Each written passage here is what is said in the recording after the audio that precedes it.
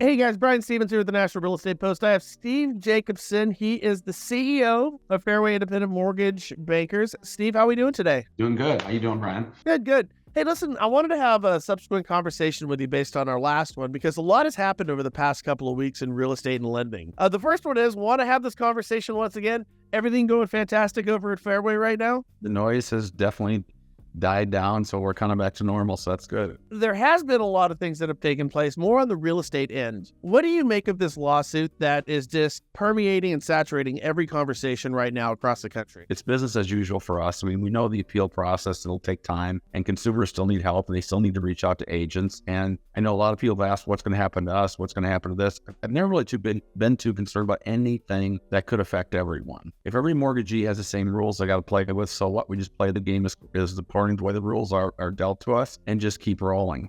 Personally, don't think it's that big a deal today. It doesn't change anything today. And, this industry, as you know, Brian, it changes on a dime. So you got to almost take one day at a time mentality. You can plan to the future, but you got to play today. And today, people are using agents, people are writing contracts, and things are just the way they are. There's a lot of discussion, but our whole point is just, we have experts, as you do, as you would expect. I'm David Stevens to speak into our whole group on, November 22nd, which I'm sure he's doing with other companies too. We want to get third-party input because I think it's healthy to get input from outside our space to get opinions. But as far as inside our space, we're just going about it as business as usual. Now, over the past couple of weeks, things have kind of been a noticeable downturn. Rates have been a little bit improved right now. Are you noticing any different behaviors within the industry that are either healthy or not healthy? And I say this because one of the things that I've run across lately in a number of different conversations is the whole idea of second home investment property and, kind of those gray areas of fraud. Have you noticed or heard of anything in that nature taking place?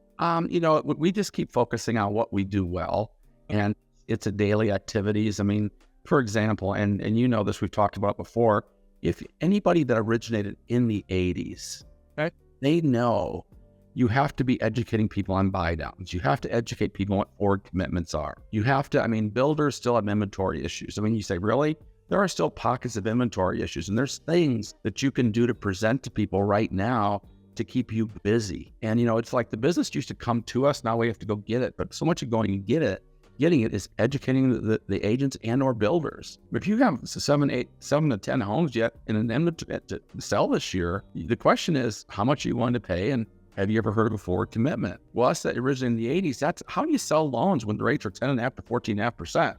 Right. We use forward commitments. That's what we did. And so there's people in our company, I'm sure in other companies too, that are busy if they're out doing the work. And so much, we almost have to tune out all the noise and just the daily disciplines of what are we going to do today? What are we going to do today to go get more of the market share that's available? Because as you know, loan officers are leaving the industry. So there's tremendous opportunity depending on how you think about it. Yeah, it's I always say we have choices until we don't. Like if you're still writing loans today, you have choices to make, and we need to make the right decisions because there can be a point in your career where you just don't have those choices, and that's when people are exiting it. But here's my question for you: you have to make the right decisions, the right moves here. What are the first steps for a loan officer to take today if they feel that paralysis? What do you say to somebody who just woke up today and say, you know what, honestly, Steve, I don't know what to do today. What's my first step? Well, it's like if you're going to learn how to shoot free throws, you probably don't go to Shaq, right?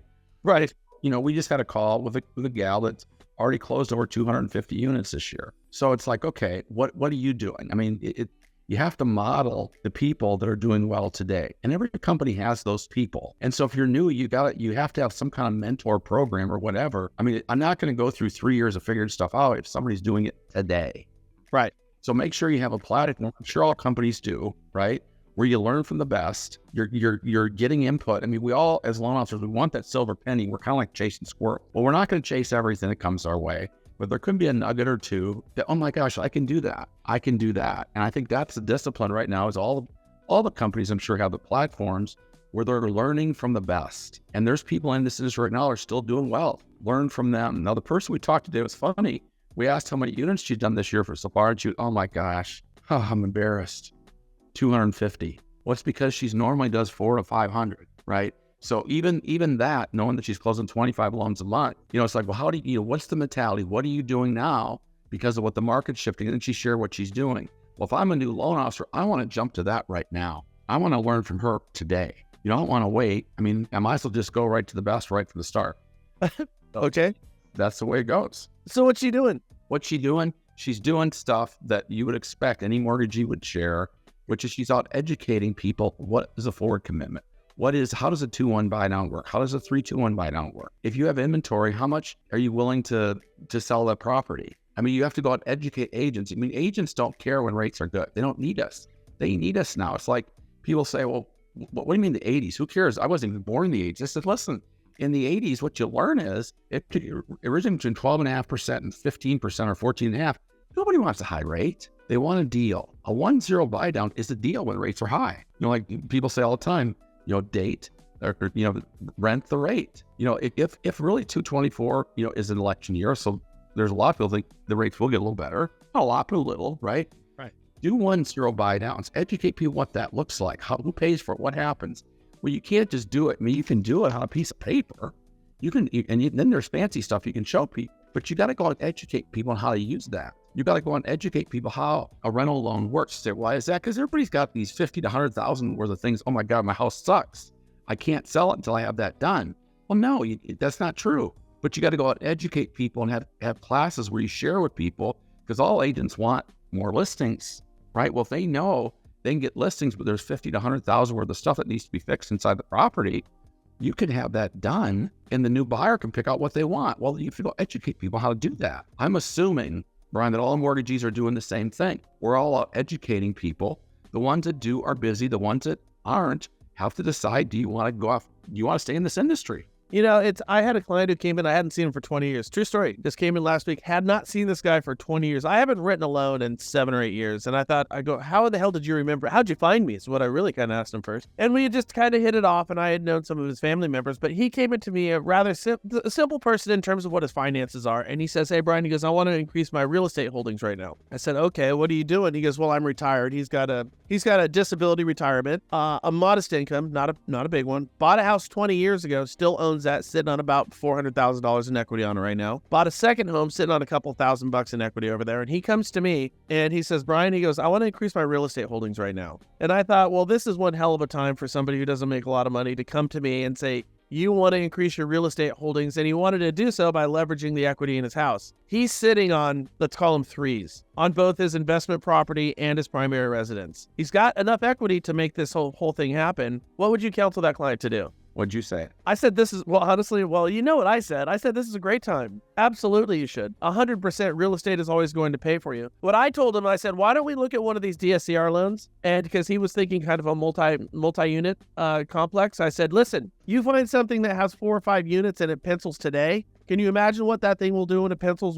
Can you imagine what will happen to that property if rates come down by 2 or 3%? I said, it's all about finding the right property right now. So let's go see if we can go find one of these things and make that work. Well, okay, so that's a great analogy. It's about asking questions. So Let's just say the person asks me, I could have an opinion, but that's one opinion. Right now it's like there's agents and there's people like you can say, hey, what do you think? And there's always stuff out there. Like you said, real estate it's always, if you look at all the graphs everybody sees, real estate continues to go up. So why not? Right. Why not? Because what you're doing today, you can refinance in a year or 18 months. So I agree with you 100%.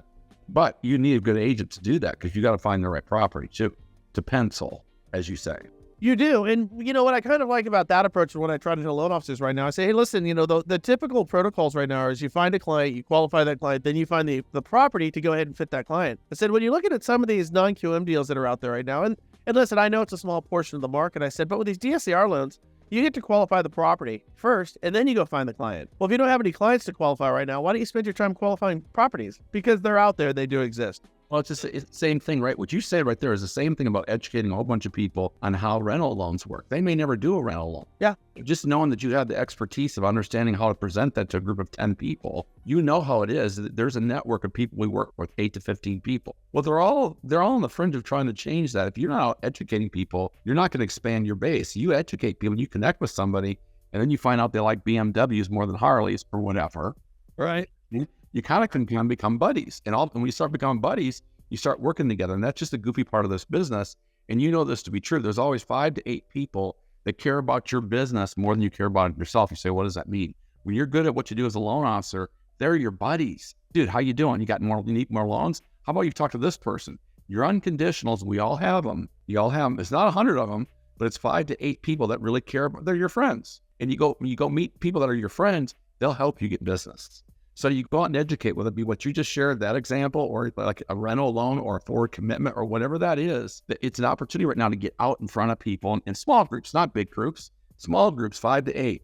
And it can be with a builder, it can be a lot smaller than that. But this is a time that the loan officers that understand how it works and it's relationship driven, there's a lot of stuff you can do. I think that's a really interesting point that you just brought up, and it's making me think over here. You said there's 5 to 8 people who care more about your business than you do. And that, by the way, that statement speaks volumes about how much I do or don't care about my business. It certainly can. And I think it's fair because I think a lot of people through their actions don't care about their business as much as they should. But the flip side of that is that everybody's got 5 to 8 advocates out there who absolutely care about you. I wonder how many loan officers and real estate agents see that, and have they identified those 5 to 8?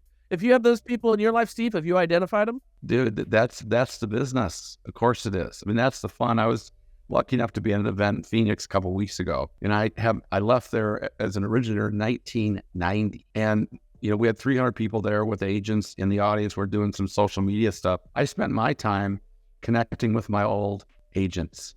I could send you pictures. It was a blast. Really? You have these unconditionals we were friends for years. But I haven't in that market for years as far as originating. Those are the ones that, this one dude, I sent you a picture of. I call him Slicker. Slicker would be good for 1 or 2 deals a year. Now, he blew up my expense report because of the golf we used to do together. But the point is, we were unconditionals. I got more business because of Slicker, just because we were friends. And you have those people that are your unconditionals. Those are the ones, it can be a title company.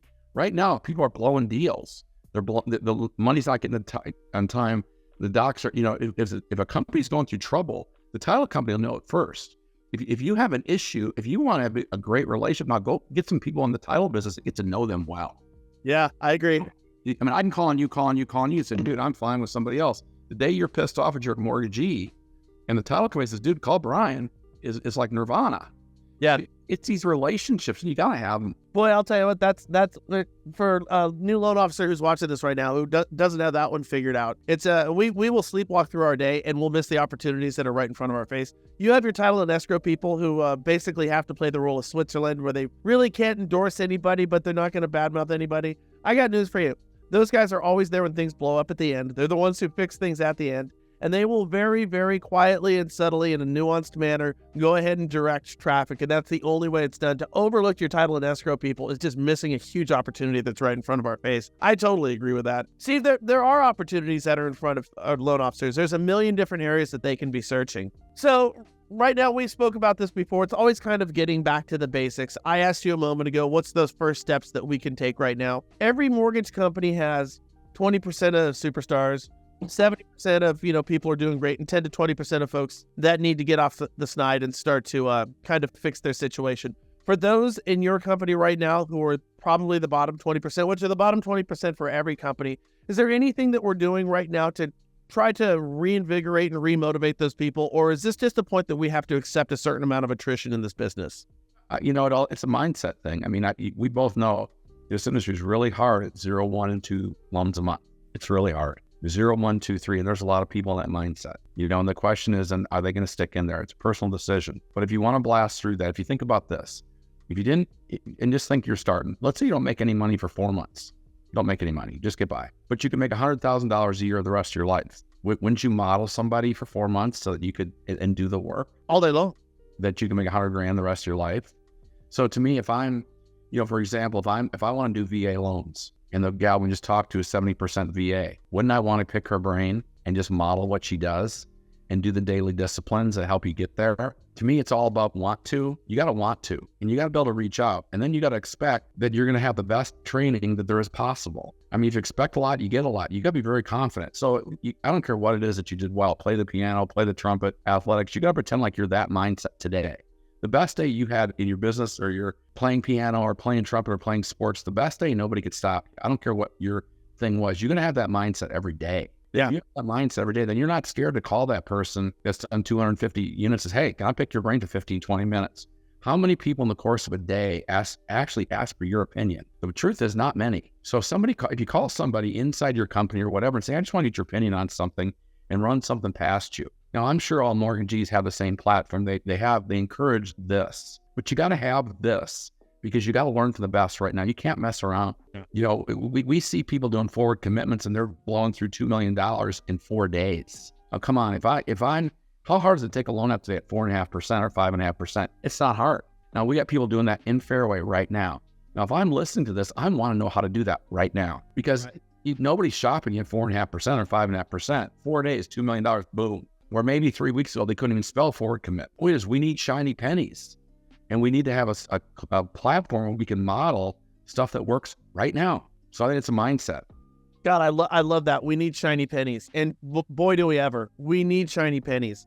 I've seen this more so now than ever for folks who are posting on social media, particularly in some of these loan officer groups, you know, saying, hey, how is somebody offering a 5.5% interest rate right now? And I thought to myself, boy, we can't find our way down to that solution. We've got some problems right now. But you know what? Shiny penny is kind of where we need to be. It's like we are consumers in this country. We are going to continue to consume. It doesn't matter if they're 14% rates or 2% rates. I've always said, you know, there's a 55-year-old guy spending $150,000 on a Corvette right now at a 27% interest rate because he deserves it. Like if we do that, we can do anything. But it is kind of a case of having an opportunity to let people hang their hat on something, isn't it? If we know that our clients want to consume, they're not going to consume at 8. We got to find our way down to those 5s and 6s. And some of the alternative programs that we have out there are affording loan officers that opportunity. Yeah, telling me is that's where you're finding success. Yeah, and every company has it. I mean, so don't think, well, no, companies have this. Every company's got people that are doing well. You know, one of our competitors, we know this person is closing 50 to 60 loans a month. You know what he's doing? He just dropped my commission cap. Says my commission cap is going to be X. He's crushing on price. Guess what? He's increasing activity. Every loan is 2 loans because once, you know, market turns will be a refi. Now, is everybody going to do that? No, they don't want to drop their commission because, well, they'll just go be a broker. Well, can you sustain that volume at a broker shop? Seriously, consistently.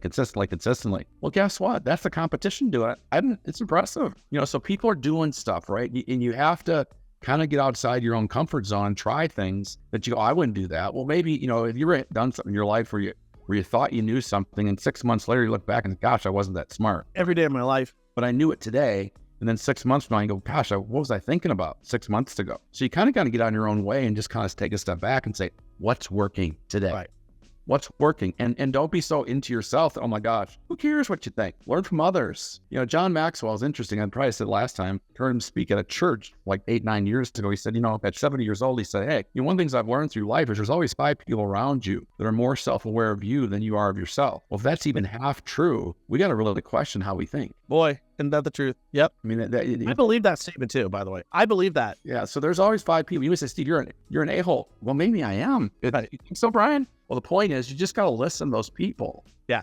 And not take offense to snap back. Just sit back and think, maybe that's right. So I think we're in that time where each originator has to kind of reevaluate how they think first. So how about this for a headline? Fairway CEO Steve Jacobson's rallies for commission caps. Hey, dude, it'd be a real easy way to regulate this industry. You know, I don't want to get on that one because I've got enough noise against me right now. But I mean, there's no question that it would make a lot of things easier. Well, first of all, for those of you who are watching, that's absolutely not what Steve said. Thank you, Brian. It's just how people on my side of the conversation will go ahead and just change these things into what they aren't. I think what you were really saying, though, is right now for loan officers, they need to look at all the options that are on the table for them.